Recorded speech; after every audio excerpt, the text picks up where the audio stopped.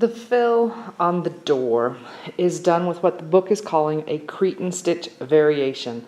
And I have to say, I found this stitch really confusing. I couldn't find it explained in any other source but the book. And now today when I went to do the video, I know that I didn't do it exactly right. So I'm going to show you what I think is right on the video, and hopefully it will make sense. So we're going to be working this on waist canvas. It's a 14 count waist canvas. And what I missed when I did it before is most of the time as we work across, we're going to be working with just one thread when we're working across the rows. But when we're working vertically, we're working over pairs of threads. There is a time in each row when we're working over a pair, when we're working across as well. So just hang on and hopefully this will make sense. So I needed to base my waist canvas down, and everybody in class, I have given a piece that is big enough for the door. It is oversized. When I put it over the door that's marked on the fabric, I want to make sure everything's lined up and straight. And I believe it's going to be easier if you get the double rows, the ones that are closest together, going vertically on the lines here and here. And then where there's a bigger space, if you'll put that on the horizontal line, I think things are going to line up better. I did go ahead and mark it with a Frixion pen, so hopefully you can see it a little bit better. I know you're still not going to be able to see those lines well. Now, the book says we're working 4 rows of these stitches. So I counted out, and I actually have, if we count double spaces, I have 16 of them. If we count single lines, I have 32. So we're going to be working over 8 singles or 4 doubles for every single row. So that's going to be important. And then you're going to need to find the center of that. So that's my edge. I need to come over one. Anyway, I have it marked here. I'm going to start by going over a pair. So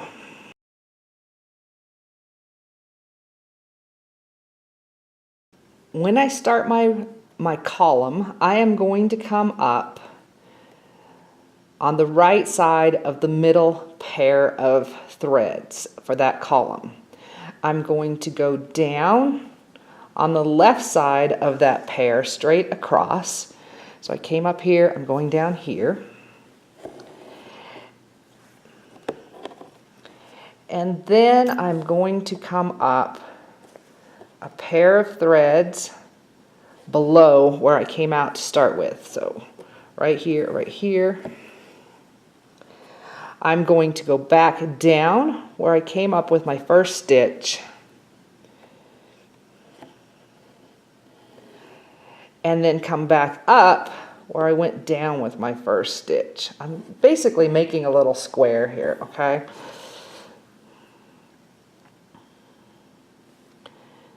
I'm going to go down.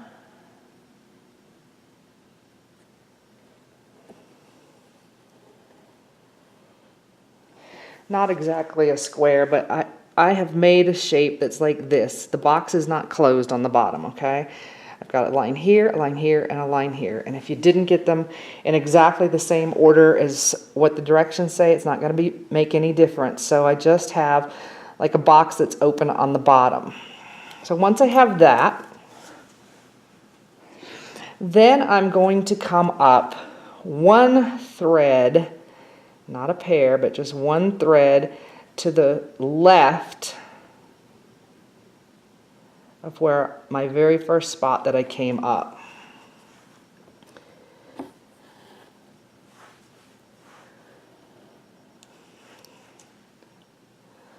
I'm going to cross over, and I'm going to go down a pair, because I'm working down, of threads below my right hand leg on my table or my upside down box. I'm going to come back up the pair of stitches to the left of that, and I'm going to go back down on the bottom of the left hand leg of that very first box or upside down table. So that tacks my diagonal stitch. Now I'm going to come up one stitch over, or one thread, sorry, not a stitch, one thread in the waist canvas over from the top right hand corner of that table. So I'm going to take my thread diagonally, and I'm going to go down in what is my bottom stitch in my center column on the left. So I'm crossing over my previous stitch. I'm coming back over, or back up on the right part of this column. So let's just pretend my table legs are continuing to extend on down. So I'm on the bottom of my stacked table legs. I'm coming back up where I went down, or where I came up before, and I'm going to cross over that diagonal line again. I'm going to go up a pair of stitches and tack that diagonal line down. Now I'm going to come up on the right one thread from where I went down, or where I came up the last time, sorry. I told you this is confusing. Going to bring my thread up. I'm going to cross diagonally, and I'm going to go down a pair of stitches below my furthest right bottom spot. So I'm starting a new bottom spot. Going to go down there, come back up to the left, straight across a pair of threads. Sorry, I'm getting threads and stitches messed up. Again, I'm going to tack down that diagonal stitch by going over it and down into the hole, straight up. Going to come up one thread to the right of my furthest right spot on the top.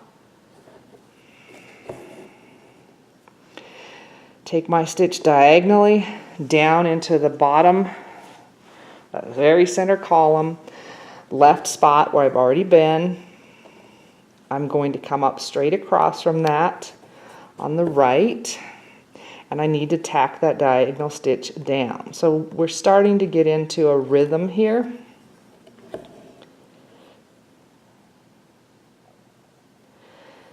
I'm going to come up one thread over to the left of my very first one. I'm going to come down. I'm coming into a hole I haven't been into before on the right hand side of my legs stacked in my center table. It's a pair of stitches down below, not a pair of stitches, a pair of threads below my furthest down leg of the table. Going to come up straight across from that, a pair of threads over, and tack that diagonal stitch down. So I'm getting kind of a little ladder in the center, and then I'm going to come over one thread to the right at the top of my furthest right stitch. Go down at a diagonal.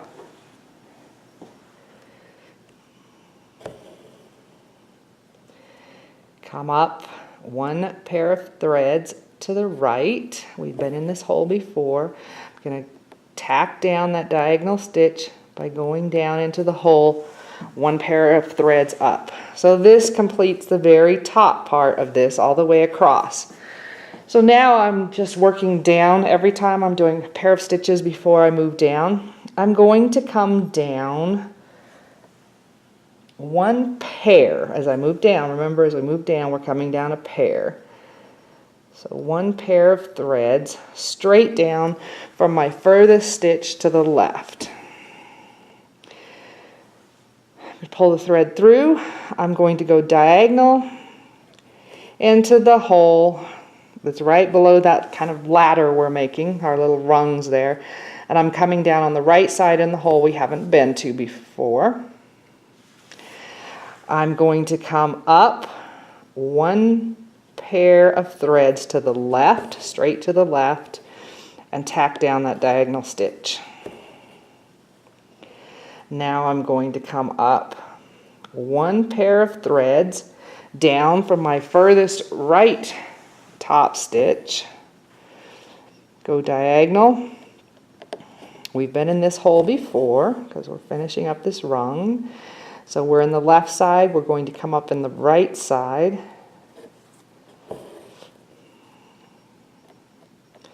And again, I'm going to tack down that diagonal stitch by going over it and into the hole that is a pair of threads up from that.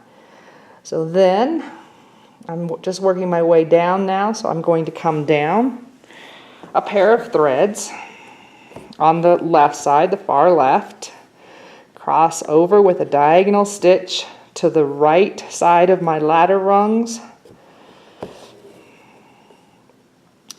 bring my thread back up a pair of stitches to the left,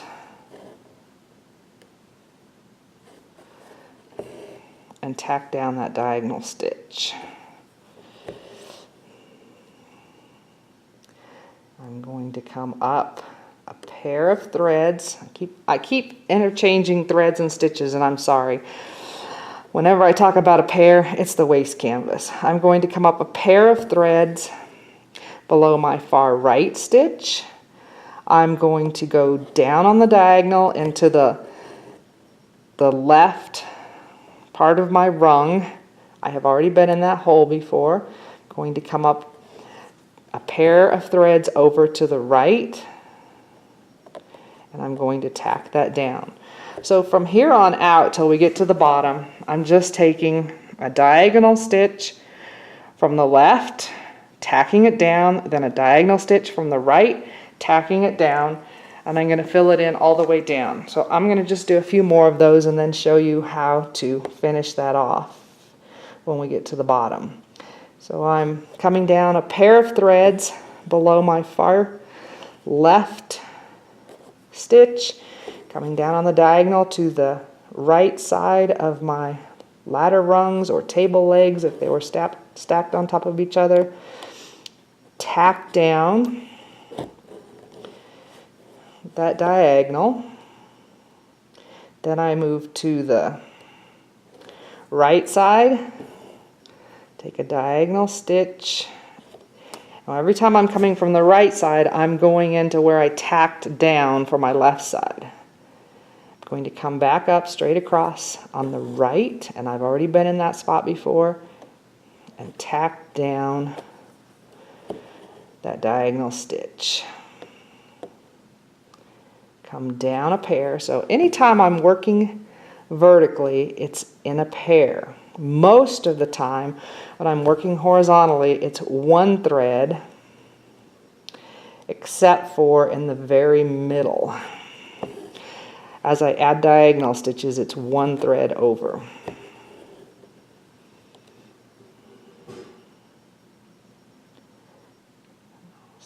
Down a pair. Cross over. Now when I get to the very bottom of my door, I can't keep doing these diagonal stitches or tack down diagonal stitches. So what I would do to finish filling it in is just take diagonal stitches at the same angle. So I come down a thread. I'm not going to be able to cross over anymore. So I'm just going to work filling in that kind of triangle that's there at the bottom with straight stitches. So I would just do that on both sides.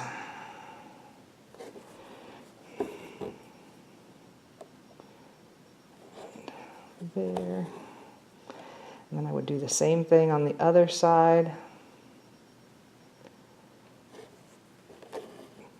Just to give me a filled in,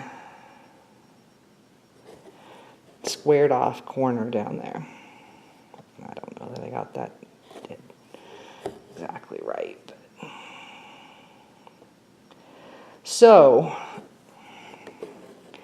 you will just need to do 4 columns like that to fill in the inside of your door. So you've just got to find that center of the column for each one and start with that upside down box or your tabletop with the legs, and then start working over and tacking down.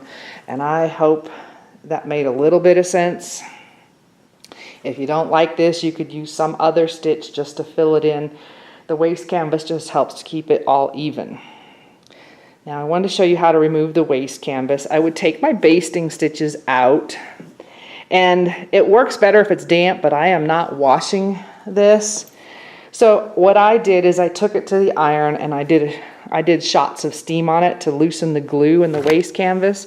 And once that has been loosened, and it's not yet, then you can just pull it out one thread at a time. When I get down to the ones in the stitches, I'm pulling out from the side. Same thing, top and bottom. I don't know if I can get one or not here without loosening it. It just works much easier if you have done a shot of steam, and then you can pull it out a lot easier. So anyway, and a needle or a pin would help. I don't know what I do with mine, so. But you're just going to pull the strings out one at a time. It's obviously not reusable. You will need to throw it away. You're going to pull out from both vertical and horizontal. But if it's damp, it pulls a lot easier.